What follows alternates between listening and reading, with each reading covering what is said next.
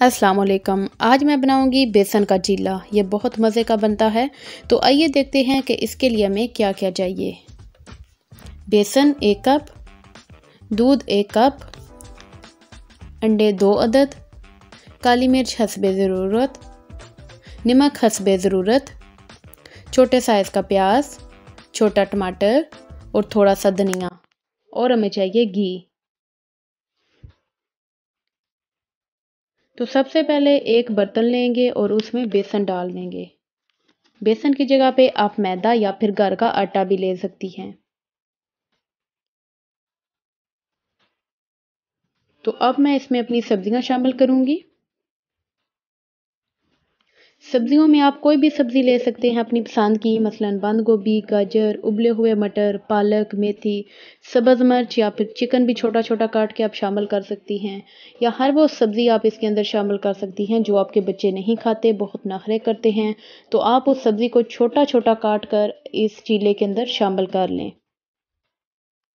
सब्जियां मैंने शामिल कर दी हैं। काली मिर्च और नमक भी डाल लिए हैं। आप भी अपने टेस्ट के मुताबिक इसमें शामिल कर लें।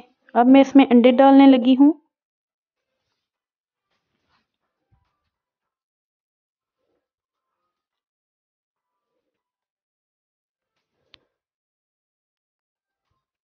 और अब मैं इसके अंदर दूध शामिल कर रही हूँ।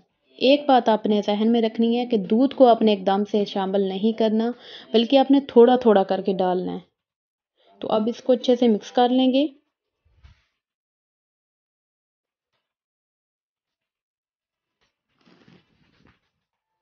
फिर से दूध डालेंगे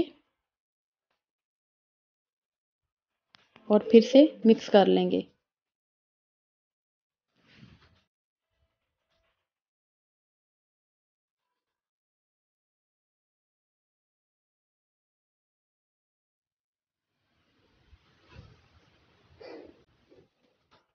अच्छा सा मिक्स कर लें। तो इस तरह का हमारा बैटर होना चाहिए। मैंने 1 कप दूध लिया था और उसमें से ये 1 घूंट बच गया है। तवे को मैंने गरम कर लिया है। अब मैं इसके ऊपर घी लगा रही हूँ। थोड़ा सा घी डालेंगे तवे पे।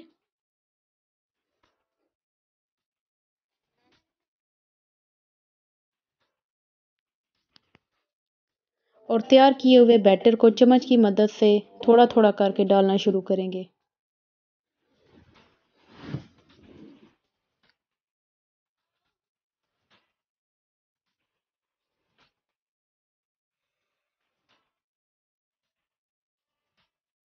ऐसे साइड पे आप डालते जाएं। जितना बड़ा आपको बनाना है उतना बड़ा बना लें। और एक बात याद रखना कि आप इसको जितना पतला बनाएंगी ना, जितना बारीक बनाएंगी, ये उतना ही मज़े का बनेगा। क्योंकि ये जितना पतला होगा उतना ही ये टेस्टी होगा।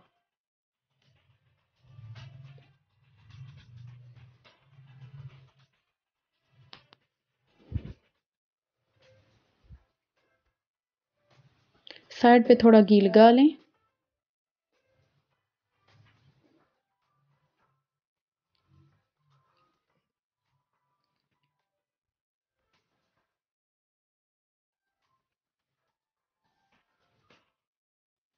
और अब मैं इसकी साइड पलट रही हूँ।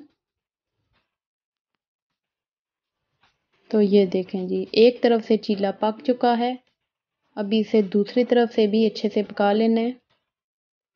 आंच का आपने ख़ास ध्यान रखना है। आंच को आपने बिल्कुल स्लो रखना है। अगर आप आंच को तेज़ रखेंगे तो आपका चीला बाहर से जल जाएगा और अंदर से कच्चा रह जाएगा। आंच को आपने बिल्कुल स्लो रखना है। तो ये देखें जी, एक चीला बनकर तैयार है। इसी तरह से हम बाकी के चीले भी तैयार कर लेंगे।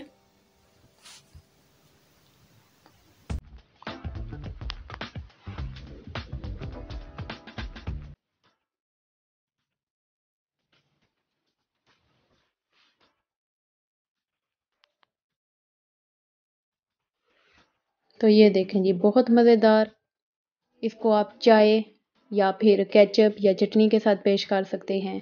तो वीडियो अच्छी लगे लाइक शेयर कमेंट करना मत भूलिएगा। मुझे दीजिए इजाज़त। इंशाल्लाह फिर आऊँगी एक नई नई रेसिपी के साथ। अल्लाह हाफिज़।